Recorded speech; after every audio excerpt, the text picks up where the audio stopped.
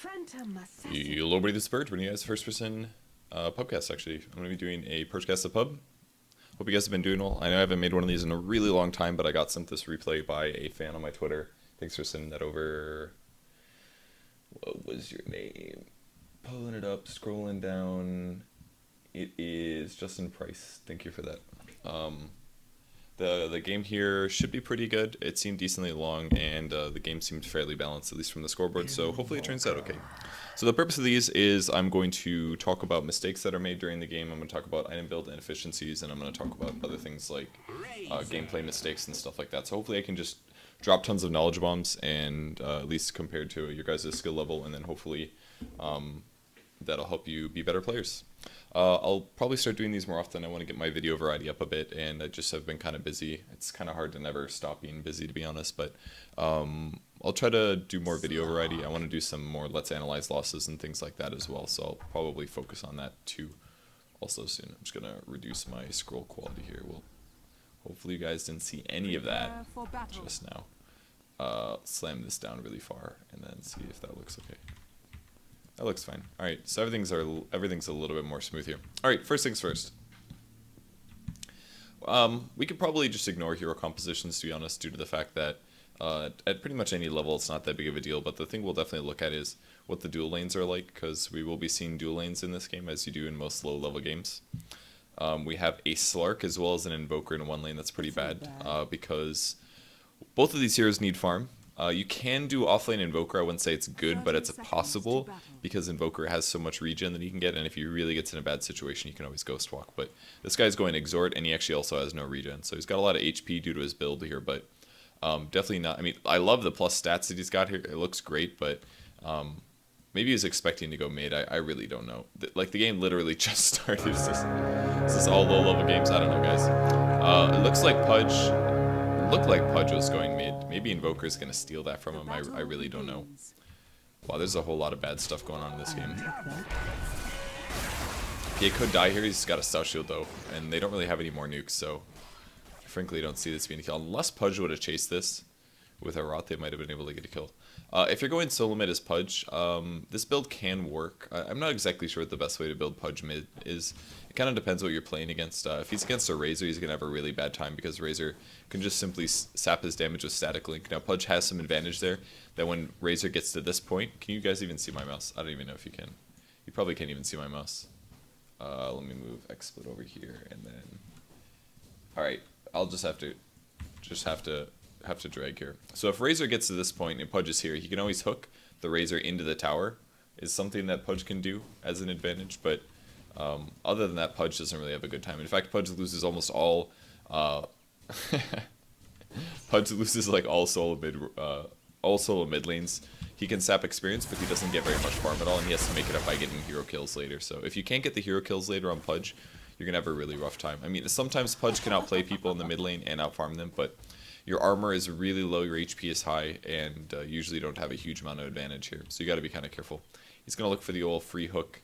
Even if he does hook Razor, I don't really think he can kill him, to be honest, because he's got as soon as Razor gets hooked, he can just Static Link sap the damage from Pudge, and then he should be able to win the 1v1 fight there. In the off lane, we still don't have any regen items from Invoker. He does have Precision Aura, though, which is pretty nice. The bot lane actually has a pretty normal dual lane with Drow Ranger and Shadow Shaman. You should always have at least one farming hero and one support, preferably at least one range. And they're against a Timberstar Necrophos, which is... that's a terrible dual lane. None of these dual lanes are good, so I'm guessing this MMR is pretty low here. Phantom Assassin getting picked up. Kill there for the Slark. His skill build is fine. If you're going against a melee hero and you're expecting to get hits on them, one level of Essence Shift is really good, and that's because it drains every single one of their attributes every time you hit them. And the most important attribute to drain there is Strength, because every time their Strength goes down, their max HP is reduced by 19. So rather than hitting for 63 damage, you're also reducing their total HP by a little bit. So one of the reasons Timbersaw is so good is because his Whirling Death against Strength heroes will reduce their Strength by 15%, so it lowers their max HP, which gives you a higher chance of bursting them down. So Slark is pretty good in the same vein. He's able to steal stat points temporarily, which makes your hit look a lot harder. Now, it doesn't do 19 bonus damage. What it really does is it removes the percentage of the HP remaining. So if you have half HP on Phantom Assassin and you lose 1 strength point, you're only losing about 9 HP because you're losing your max HP, and then the amount of current HP you lose is by the percentage of your total. So that's the same reason why, like, when you tread switch, it doesn't just increase your HP by 109 or whatever the heck whatever the HP total is. It only increases your HP by the amount of percentage of HP that you have increasing. The only way to, like, give yourself more HP, I believe, is to level up, if I'm not mistaken. Yeah, if you level up, it increases your HP by that amount, by the stat increase. I might be wrong on that, though. So Invoker's now going to sit in the corner and just Sunstrike for the rest of the game, I guess. He could do with Shadow Shaman. It's not a bad combo here. That might work out nicely. And Pudge getting decent levels. Mid, he's got a bottle now. Pretty normal. He should probably have more CS than this. I guess neither one of them is particularly CS-ing amazing, but it's really important that you do get CS as Pudge, because the boots and the next items after that will be really important. Phantom Assassin's build is incorrect. You should get at least 1 level of Blur early, in my opinion, by level 3, especially if you're against a dual lane like this. Both of these guys have pretty serious right clicks, so being able to dodge 1 out of 5 attacks would be really, really advantageous for him. But if you got Purification, I guess that's not that big of a deal. Ooh, could very easily be an Invoker death. This skill level is actually quite low. It's pretty good for a pub game.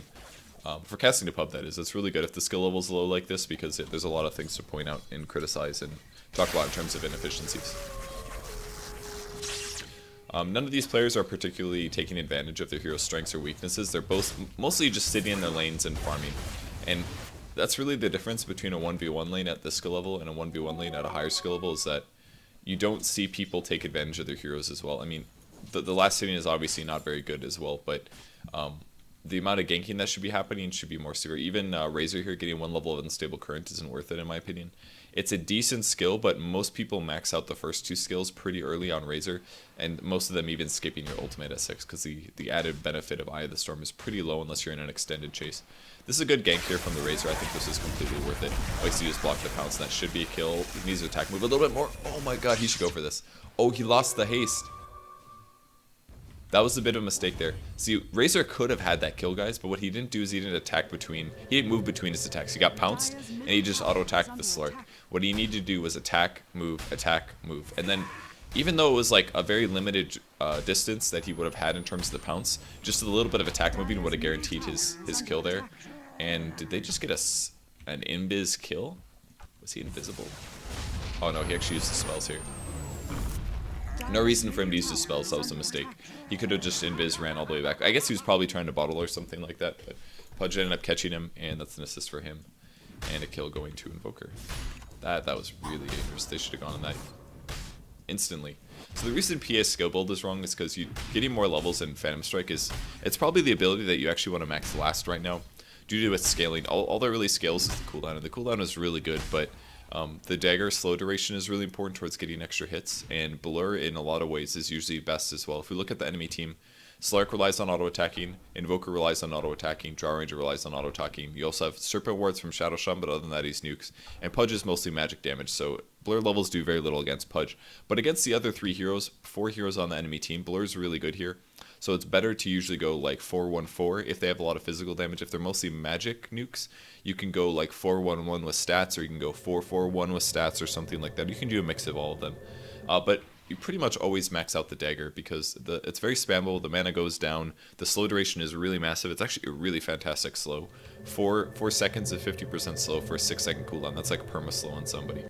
So it's decent for farming, and you can get lucky and crit with it on heroes, which actually does a significant amount of pure damage. So it's a lot better than it used to be. It's not a bad skill. Slark, on the other hand, is maxing out Pounce. I don't recommend this. Pounce used to be the best skill to max because they used to do 300 damage, but it's been nerfed multiple times. Still only does 200 damage at level 4. The cooldown gets a lot lower at 8 seconds, which helps you chase, but the reality is that Dark Pack is the best way to nuke now because the cooldown is so low. 6 seconds, sorry, does 300 damage and a 40 mana cost. It does do damage to yourself, so that's one of the downsides of maxing this out early, but I think it's pretty worth it. Maybe not in the off lane, maybe it's better to go max Pounce in the off lane, but if you're definitely playing safe lane Slark, it's definitely best to max out Dark Pack first because It'll help you push. If your opponents leave the lane, you can push with it. You can't farm creeps with Pounce, for example. If you're level 7 and you're having a rough game, you can go to the jungle and farm camps with Dark Pact. It's just a lot better in terms of a farming ability. So I really recommend getting that. Drow Ranger's skill build so far is okay. He's got a lot of agility items, which is pretty normal if you're playing Drow Ranger because it increases your damage by a lot, at least when you get your ultimate. And of course, gives you damage with precision right here. I don't think they'll get a kill here. If Drow's actually hitting really hard here, maybe. Alright, they're going to get him. The bonus right-click damage that they're dealing with is pretty good, and wow, I can't believe he got that hit off. Drow is actually kind of easy food for Timbersaw. Timbersaw doesn't have that hard of a time here. As long as he doesn't get gusted, he can definitely kill this hero.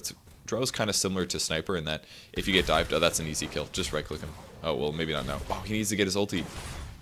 Why doesn't he have his ulti? Oh, God. Oh, God. Alright, all Drow had to do there was attack, move a little bit, attack the Timbersaw and then walk away, and attack the Timbersaw and walk away. Plus he attacked a creeper at the last moment, so. Plus if he skilled up his ulti right at level 6, he could have killed the Timbersaw when Timbersaw was right here. So that was just a weak mechanics coming out of the Drow there. But at least he's got his ultimate. He's actually been using his precision ore a lot, which is pretty good. I don't really recommend using it at the start of the game, because when you use this, it affects all creeps basically for 30 seconds. It affects, I think it's globally, is it not? Yeah, it's all allied ranged hero units on the map based, and affects creeps for 30 seconds.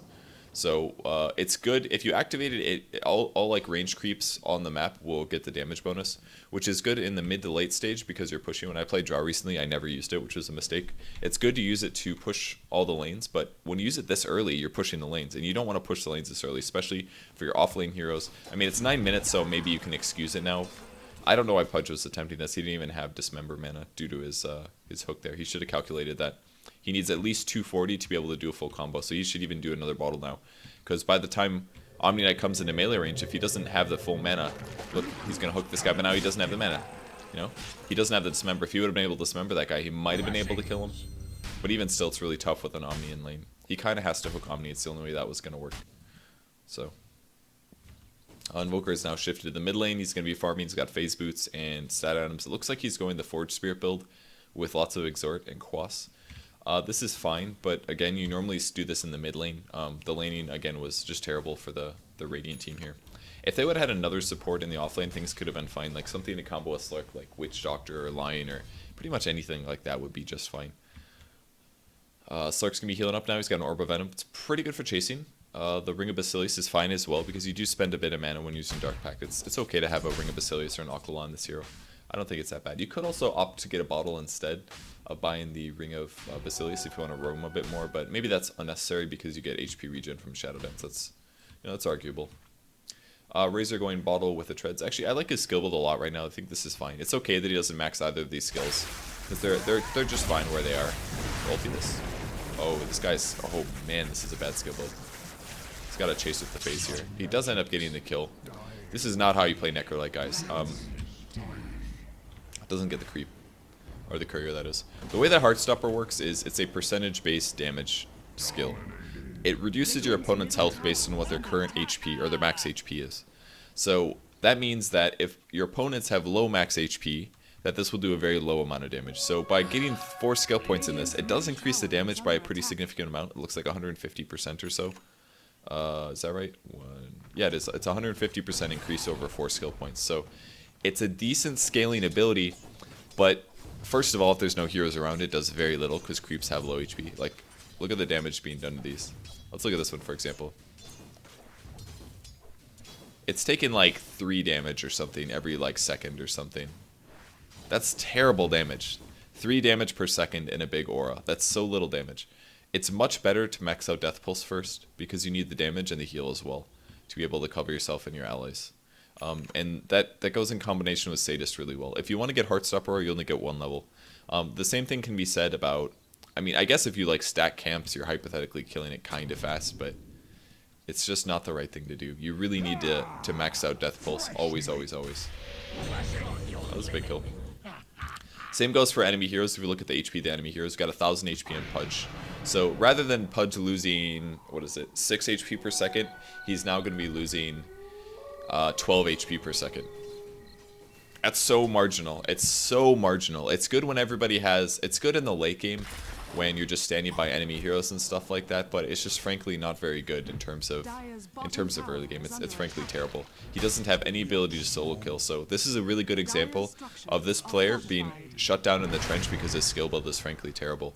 Like, this guy has a much lower chance to win games because his hero is not going to be as strong as another Neck Relic played in his position. We're not even talking about the hero he's picking. We're talking about just playing the hero incorrectly. Like, same goes for Phantom Assassin. His skill build was pretty bad in the early game. He could have gotten more leverage out of his hero if he got better skill builds, and that might have given him the chance to get a solo kill, for example. So, this guy, the Omni has a just fine skill build. If you want to skip Repel early, it can be done. I don't like this whole 5-man dive through the mid tower thing that's going on. They can still spread out and push towers and stuff. They're trying too hard to get kills here. Oh, he could have killed that Razor, for sure. I believe.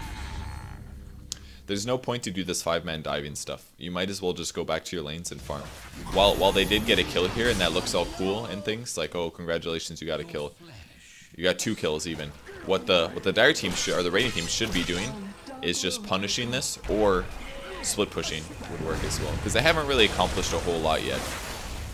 Okay, this guy's definitely dead. He does get a suicide off. Drow's items are actually pretty good here. He can definitely wreck this fight.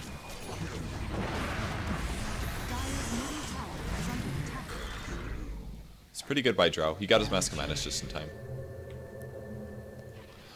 If this Drow is a decent player, he could easily just stomp this whole game, honestly. Because he's actually got a lot more net worth, I think, than everybody else does. Yeah, his GPM's way higher because he's been last hitting a lot better. His last hits aren't amazing, but they're pretty good. And Drow does so much physical damage, and all these guys aren't really farming that properly. So yeah, look at this skill build. It's just really not efficient. It doesn't allow him to do anything really well. It just gives him a bunch of moderate things, and he should be honestly farming. He's died a stupid amount of times as well. But all these players are basically running across the map and just diving in ways that are inefficient. Like, instead of farming, like, trying to kill heroes right here, they could have been sitting one hero farming here. They could have had one person pulling and farming here. You can have one person farming here and one person farming here. It's fine to 5-man once in a while, but you can't be inefficient about it. You can't just, like, be like, oh, I'm just going to run across the map and chase people forever. Because once your opponents get a little better, if the Radiant team was better, they wouldn't have died there at all. They just would have ran away, and the enemy team would have wasted 5 heroes. 5 heroes diving. So it looks like it was worth it, and in this case it was, but that's just because the Radiant team didn't play very well in reaction to that.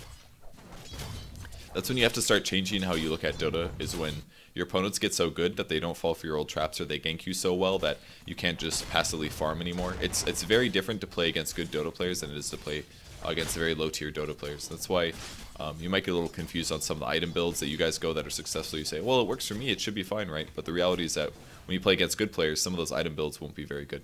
Shadow Shaman has a really good build here. I'm completely happy with these items. His skill build's fantastic. Not a lot of people max out Shackles first, but I have been seeing some pros who get a couple more levels. Good attempt by him to drop wards, but most people do max Hex first, in my experience. So we might have a fight. This doesn't look too good for Pudge. We're not going to see the Invoker die, but he won't die to the Reaper side at least. And Shadow Shaman probably should have just ditched immediately, because this fight honestly didn't look very good for them. He needs to wand. If he would have wanded there, he would have lived. We did get the tower though. Radiant team got the tower, so not worth it, but still okay. And in the meantime, Drow's doing Drow things, which is basically just pushing towers and doing a stupid amount of damage on the map. So this is good. Well played by Drow. This is what you should be doing. He's going to Yule's, which is it's really weird actually. It's an Omni Knight. I think you can kill Omni easy. You just silence it and right click until he dies. Unfortunately, he went into melee range. Yeah, it's gonna turn things. I think he can still get him. Alright, never mind. And now kill him. Easy. Alright, he got it. That was decently well done by the Drow Ranger. He's got the general ideas down. The only mistake he made probably is when the Omni was approaching. He needed to back up a little bit every attack, and if he would have done that, he could have kited him a bit better. His skill build is fine here. I personally am not a huge fan of maxing Precision Aura. It doesn't scale that amazing. The benefit is that it does give a lot of damage to your ranged heroes. So Invoker, for example, is getting 48 damage right now, whereas he would have gotten half of that, 24, with less skill points. But, I mean, look what the extra silence and slow levels do here. In this case, does he have an ulti? He does not. Oh, this is not. That was really unsafe, but it ended up working out. I can't believe that worked. See, if he had more Frost Arrows, for example, the Omni Knight would have died at range, for example. If his Gust was maybe a little bit higher, it might have been the same thing, you know? It's a slightly big advantage to have more of these levels. It's more like, if you max Precision Ore, which is what most pros do, what they're doing is they're leveraging Drow Ranger for the damage aura that gives her team more right-click damage, and it allows her team to do more damage, which is really good. If her team does more damage on the map, they have a better chance of winning those lanes. So most people pick Drow Ranger for the benefit of her helping the rest of the team. If you're worried about solo carrying, I don't recommend maxing the skill that much. It does increase your damage as well, but it's more, I don't know, if you're playing a solo carry, I kind of like the ability to solo kill that comes from the first two skills, sorry. But it's basically up to preference, however you want to play this. Give me a Dead Shadow Shaman. At this point, I don't like the max Shackles because, oh man, he keeps not committing. I guess he's gonna die anyways, but yeah, he's blocked entirely here. But first, you have to earn it. He's not gonna be able to get through here. It's basically preference, however you want to play Drow, and frankly, the Drow is doing quite well, so he should be pretty set here. The wards that the Dire team has been placing have been really good. I like this one. This one's pretty good. It's a good alternative to this spot here. This one is better, but it gets dewarded very often. And this spot is maybe not needed because it's too defensive because they're the Dire team. If I was going to place this ward somewhere else, I would have put it here, or maybe one of these little cliffs would be another option. I think any of the wards by the bottom rune spot would be better than this one. This one doesn't really accomplish that much, other than checking heroes that are about to swing around. So, if we look at the total CS in the game, as you can see, it's very, very low numbers. You're supposed to have 50 CS by the 10-minute mark. If you took these same players and you increase their farming skills to be at least 50 CS at 10 minutes, you'd be talking about like far better players here in this game. Like, even if they're just as weak at getting kills due to their own errors. Oh, the Slark needs a turn. Wow, if Slark would have gone a little faster there. I think Drow's about to clean up.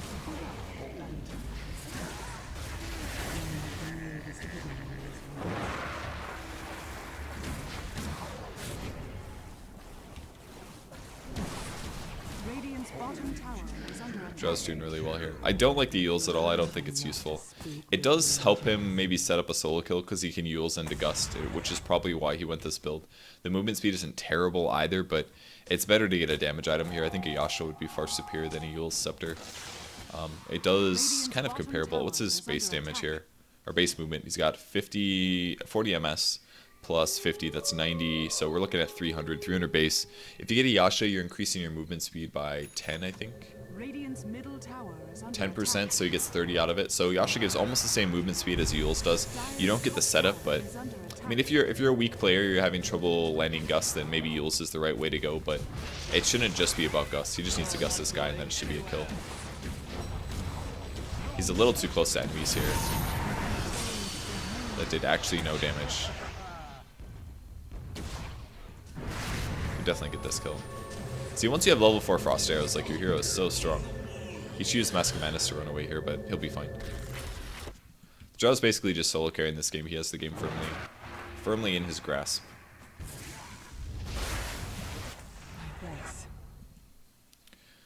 Kind of feel like Timber should maybe get Arcane Boots earlier. I guess the slow run kind of accomplishes very similar things, but ooh, these creeps are here to block the Razor. Razor making a mistake here. You can't let the Drow stay at range. You have to get close to her. I don't know what Timber's doing.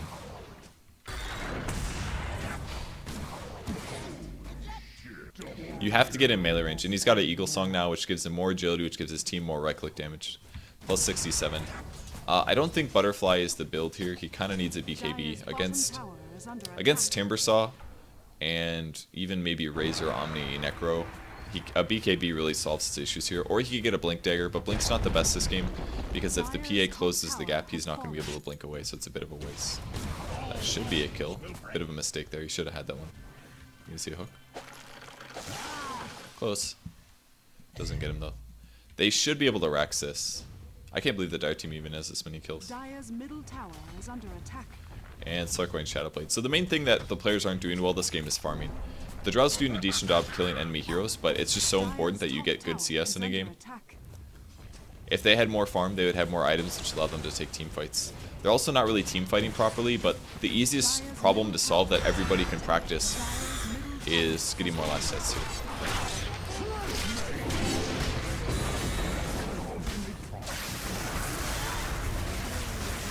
Definitely over initiated here.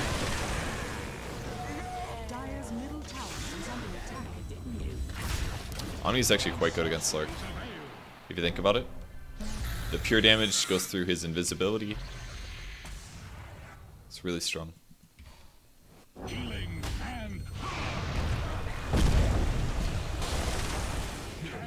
That's good. No wards yet for the Radiant team. Not too peculiar, I guess. Kind of standard. Again, Max Sadist with Death Pulse so you can farm rapidly. Necrolite is not a support, do not play him as such. This guy's basically playing a support Necrolite, but it's not worthwhile. This ward's a little bit better now because this tier 2 tower is gone. So it's not a big deal that he went for that. And a Shadow Blade on Slark is not too unexpected. I would say it's okay here, but the problem is that most of the Dire heroes aren't very squishy. It's not really a good Slark game, to be honest. You can kill like Necrolite because Necrolite built support items kind of and has low armor, but that's about it. Force Staff on Shadow Shaman over Blink is okay. I would rather them get a Blink. Blink is way better because the Blink is so good at instantly initiating with Hex. You shouldn't underestimate the power of Hex on Shadow Shaman. It's very similar to playing Line, basically. Slark has now found out that you cannot pounce on Roche for damage. But this is the issue with getting maxed out Shackles here. It actually costs a lot more, well not a lot more mana, it looks like they changed the scaling on it recently. It used to be way worse. It's actually not bad now. It's a Blade Mail. Interesting. Snook him? Okay. Alright, he kind of killed himself there because he reflected damage on himself twice. Unstable current here, just right click him. Oh god. That kill didn't need to happen. If he just dropped the meteor, that was a dead hero. And now we'll have Drow solo farming, unless he needs to gust this. Oh, he doesn't have gust. Yo, melee Drow Ranger is not how you play Drow Ranger. What a mistake. Gotta stay away from your opponents, otherwise you're just gonna die. The Dire team does have pretty good heroes to counter them, so.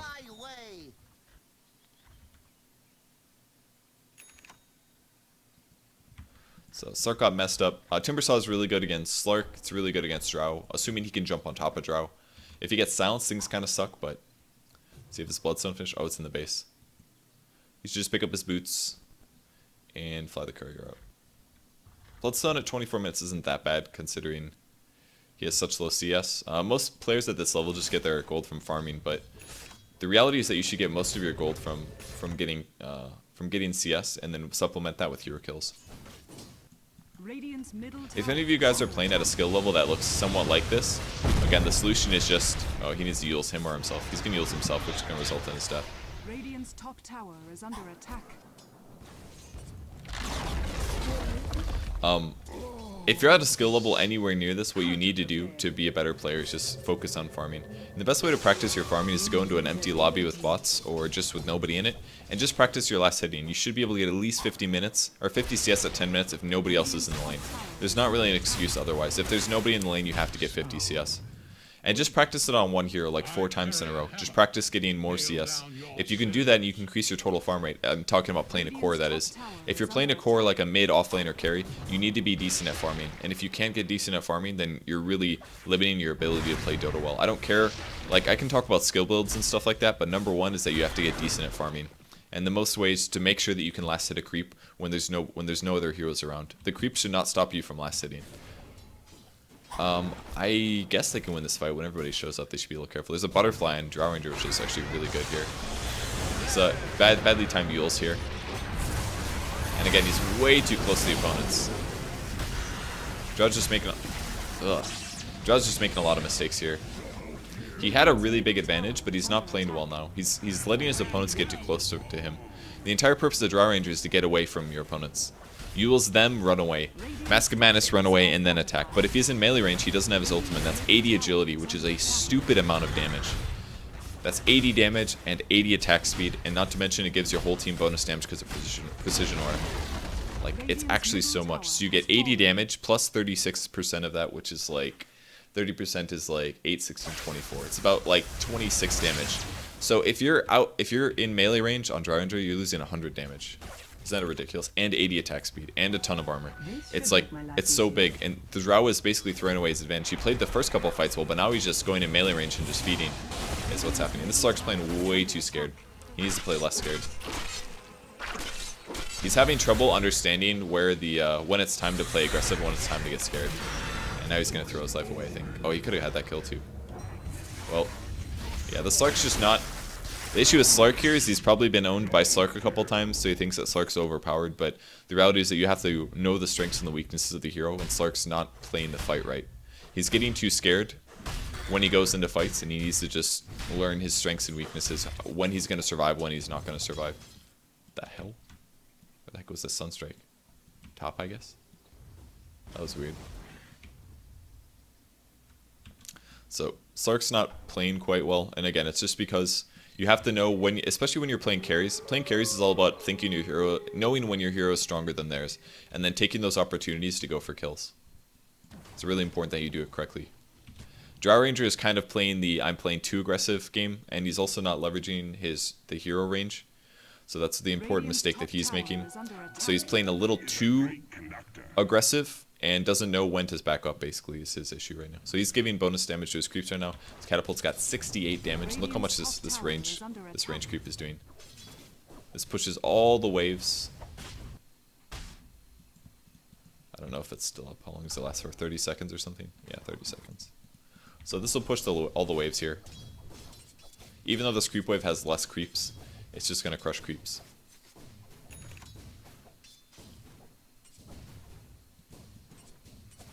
So kind of an interesting thing that Drow does. Keeps all the lanes pushed out. Drow does a really nice job of pressing it often. I'm guessing he plays this hero quite a bit. Got a Claymore coming. I'm going to guess this is a Shadow Blade, but I don't really know if this is the right item. I feel like Drow could instead get... I was going to say Scotty, but he's already got Frost Arrows. It's not really worth it. If Drow didn't have Frost Arrows, Scotty would be like the best item for him. I feel. This is not a fight he can win, actually.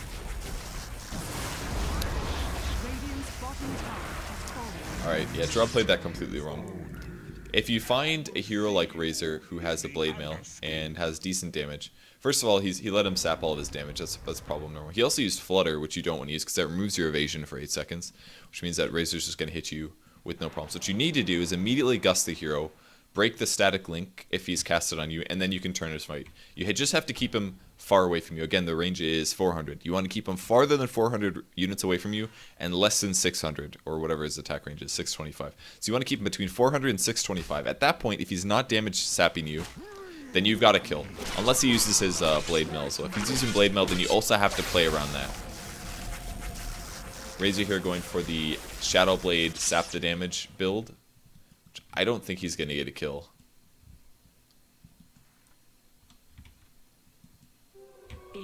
Razor playing this fairly nicely. Another issue with Drow is that heroes like Razor do kind of counter you. Oh, this is the easiest kill. Please get this. Oh, God, please, Slark. Oh, please get this kill. Radiant's bottom tower is under attack. Oh, God. Oh, God, please. Oh, he's going to lose it. Oh, this is the most kill ever. Easiest kill ever. And he lost him. He's gone. Wait, I think he spotted him. Slark has really good night vision.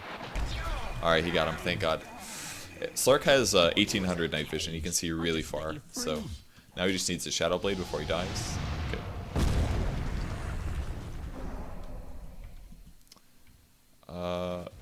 Freestyle doing his best to play Invoker here.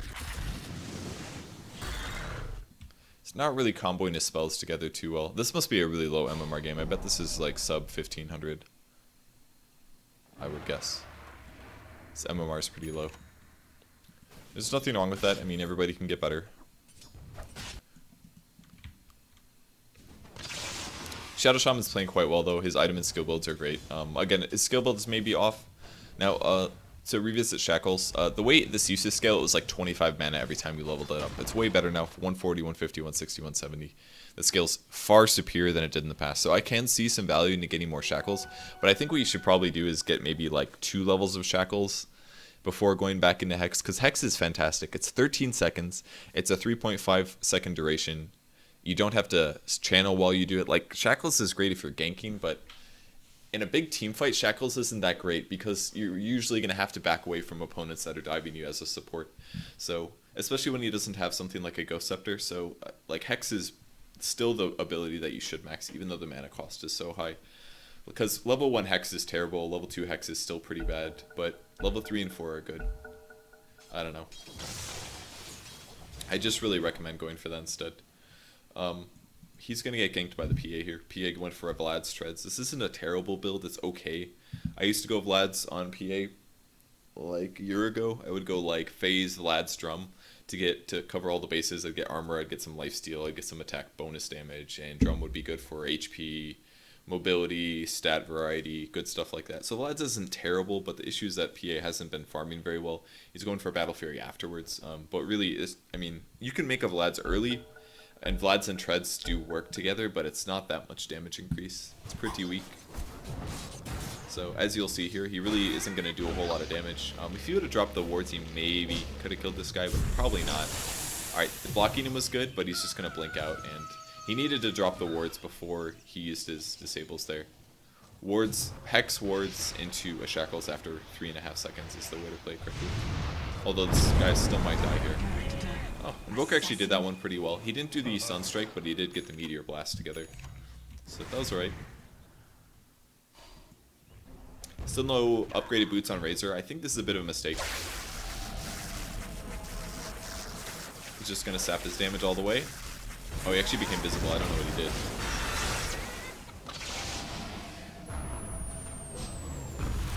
Must have attacked or something. Dire's top tower is under attack. He definitely should have suicided there.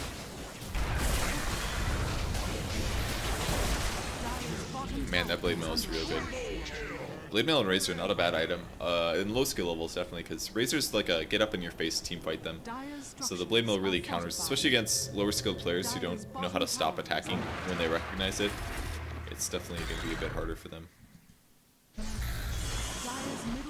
Not sure what this Claymore on Drow is going to turn into, but... Oh, it is going to be a Shadowblade. Shadowblade's pretty good at low levels. Support should be buying Dust. And it shouldn't just be supports either. Like cores, occasionally like a ganking core. If you're playing like Night Stalker, for example, and you have really good movement speed, or if you have Blink Dagger or something, it's really good for you to carry a Dust. So it's not just up to the supports. Like if you want to guarantee a kill on a hero that has a Shadowblade, just plan ahead and bring a Dust with you. I'm gonna have a hero get spotted here. Yeah, Blade Mail pays off again. Razor gets the kill first, and Drow gets the dominating streak. So Razor gets experience out of that one. He could have maybe Shadowbladed to dodge the last hit, and then right-clicked once to score the kill. But the Blade Mail's really paying off because these guys, they just keep auto-attacking right through it. And if your opponents, I dare say that at this skill level, Blade Mail is like the best item ever, because if your opponents don't recognize that a Blade Mail is on you, then their Blade Mail is getting you stupid value. Like if we look at that fight. I won't go back, but if we look at the fight, let's say Drow did 600 physical damage to Razor. If Razor is then reflecting that 600 damage as pure damage, which is how it works, then he's getting 600 damage for a 2,000 gold item, and that's just a really, really good deal. Like, why would you not go for that? So, Blade Mills on tanky cores that want to be up in your face, I dare say, is going to be really good. So I like the Blade Mail purchase here at the skill level. I wouldn't say it works very well at higher skill levels, and in my experience, most of the time that I use Blade Mail, people do stop attacking right away. The only time that's really guaranteed useful is if you're playing Axe or if you're playing Legion Commander, for example. If you are playing against Blade Mail and you want to stop that damage, making yourself Magic Immune is an option, or you can just stop attacking them. Those are your two options. Wow, that goes through. I guess it's pure damage that goes through Magic Immunity? I didn't realize that. It's a good attempt by Slark here to catch him, but the Degener is, okay. That was, alright, that is Shadowblade. That was well done. Alright, so they cleaned up. And Razor now going for a Heart. And this works pretty well, because with Heart, he can reflect more damage with Blade Mail. Heart is actually a really good Razor item. I played a Razor game last night, where it's pretty similar. My opponents had a ton of magic nukes, and I opted for a Pipe. I went like a Pipe phase, Yasha into Eggs, I think. And that worked really well. It's kind of the similar principle. If you're playing Razor, you actually do want people to cast spells on you, because Unstable Current is going to nuke them back, slows them for 2 seconds, and does 130 damage. So in some ways, you want to take nuke damage from your opponents if you're playing Razor. It's good to do so, but you also have to have enough HP where you can survive that. So sometimes Razor builds don't involve BKBs. In most cases, they should involve a BKB because magic nukes and stuns and all that stuff is oftentimes very hard to deal with. But sometimes it's just better to not get BKB in rare cases. I would say against competitive teams, BKB is always pretty much needed, just due to the nature of disables and good players chain stunning and stuff like that. That TP was cancelled. But anywhere in a pub game, you can definitely go a Blade Mill with a heart or just damage items with a heart, because you just want to increase your total HP. Your opponents cast on you, they don't then cast on your allies, and you become like a really tanky, aggressive hero kind of situation.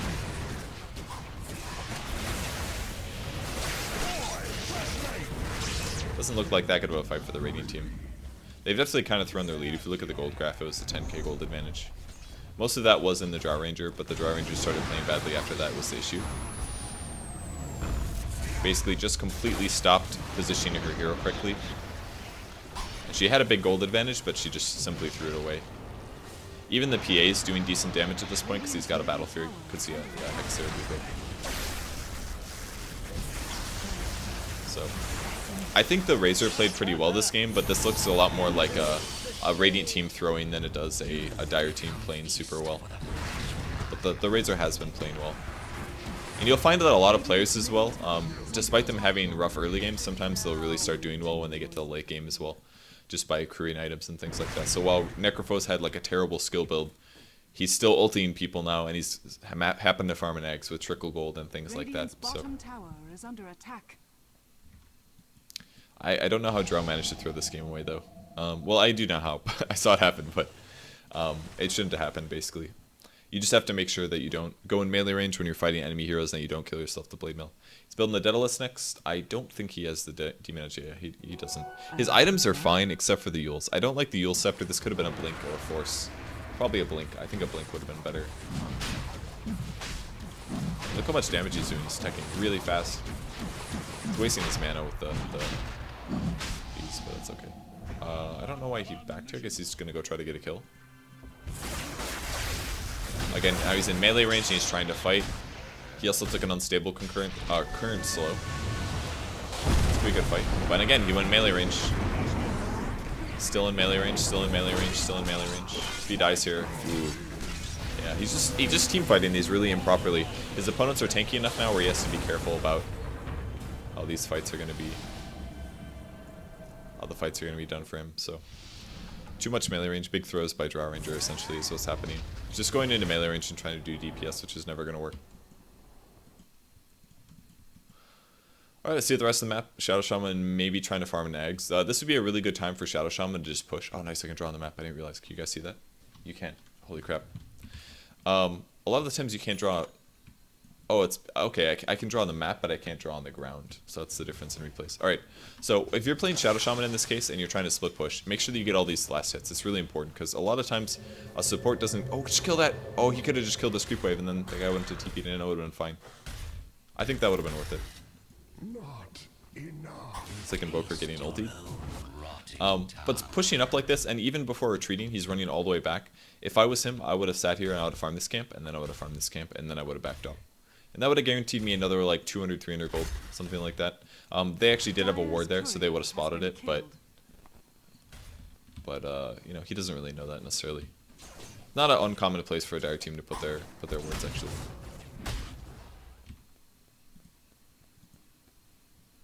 I'm gonna sneeze. Excuse me.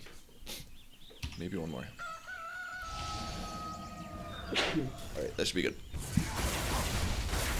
So, Heart, Blade Mail, Sanjin Yasha. I still wish he had Treads or Phase or something. Like, one of those boot options should have been grabbed. It, like, gives you... I mean, he's been doing fine, obviously, but grabbing those boots just gives you so much more advantage in the early game. It's such a cheap way to increase your attack speed. Like, a Hyperstone increases your attack speed by 55, and it costs 2,000 gold. You can get a Treads, increase your attack speed by 30, while giving you stats that you can switch for mana and stuff like that. Like, it's such a good deal. You could argue that Treads is actually comparable in a lot of ways to a Hyperstone plus like a stat item. Like a Hyperstone, for example, gives you, I just said 55 attack speed, but how do you get 8 stats? It costs like 800 gold, right?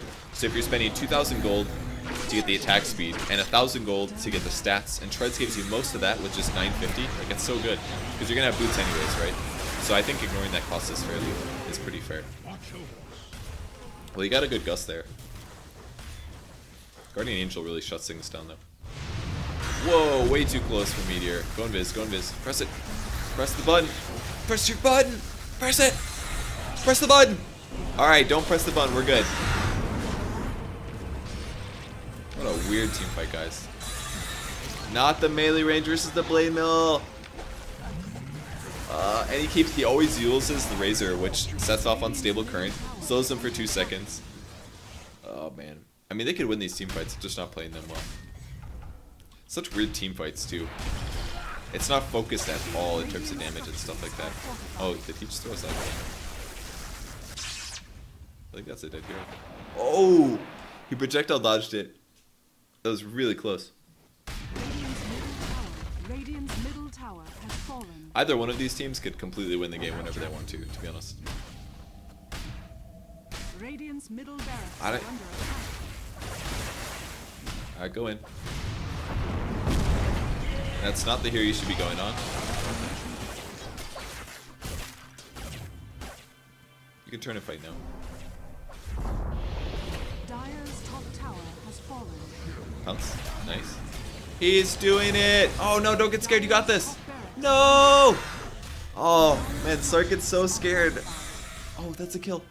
Can you see him? You can see him! Radiant's middle Just hit him barracks once! are under attack. Oh, he could have just hit him once, he would have died. Slark, I'm disappointed, man. This guy continues to be afraid. So afraid. Dire's top barracks are under attack.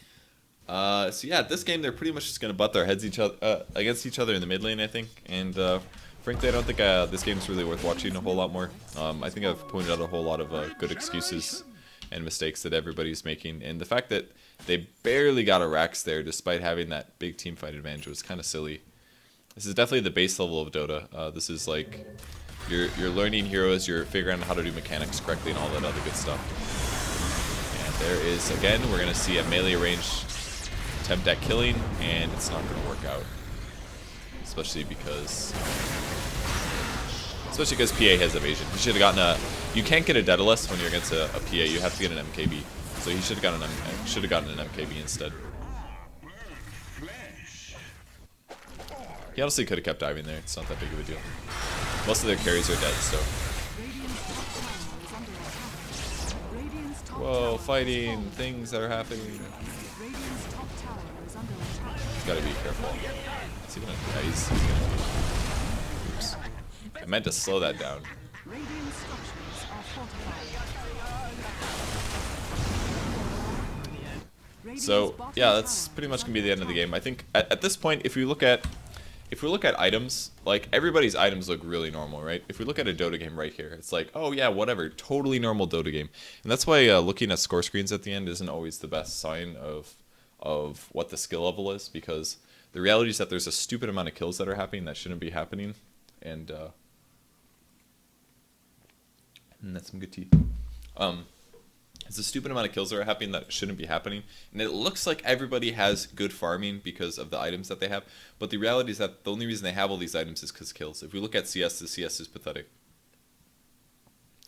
So if you want to get better at Dota and you're at a low level again, just work on your last hitting and make sure your skill builds are itemized. Like Necrophos looks like he has a perfect skill build now that he's level 19, right?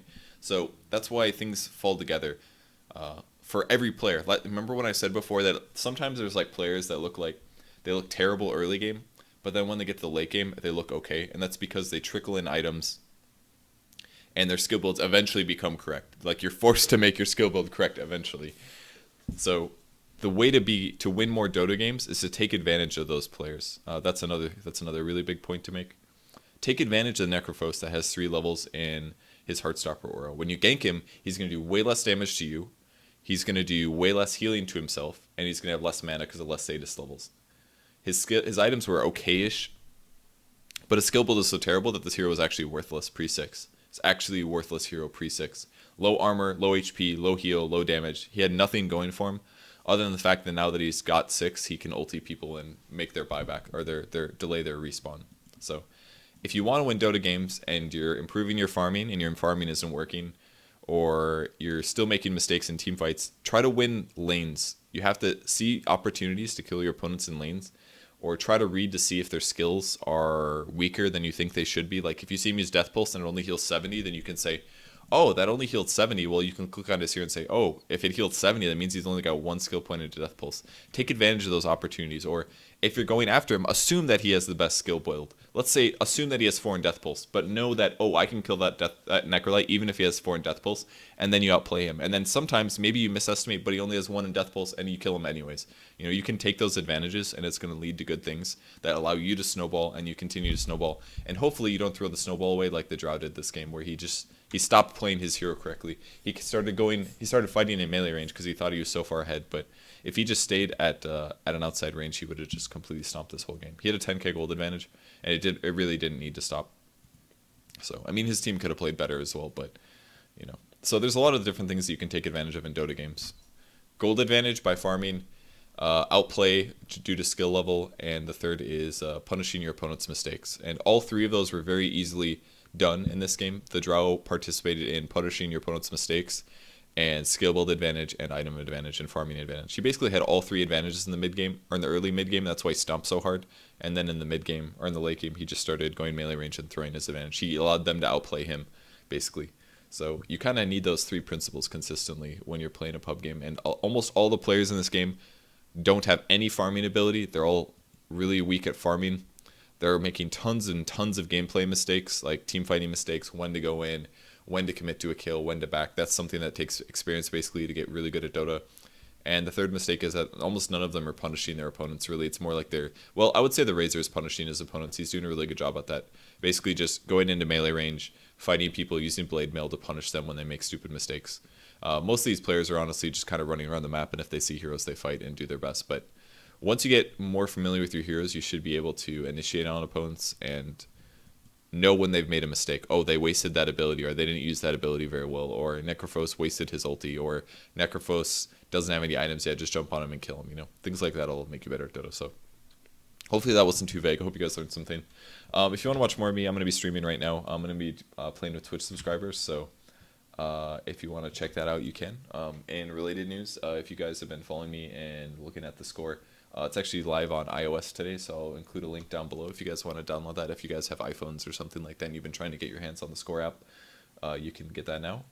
Just click the link down below and you can download that for iOS. I think that's it. Thanks for watching, everybody. See you guys on the stream in a bit, and thanks for watching. Bye.